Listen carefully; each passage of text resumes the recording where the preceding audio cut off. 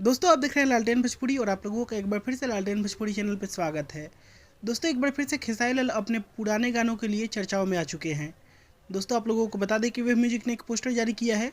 जो पोस्टर है खेसारी लाल का गाना सज के संवर के जब आवेलू के बारे में। और दोस्तों इस पोस्टर पे व्यूज़ दर्शाया गया है 465 मिलियन व्यूज़। और दोस्तों इस पोस्टर को बड़े ही नए अंदाज में जारी किया गया है। आप लोग देख सकते हैं इस पोस्टर को।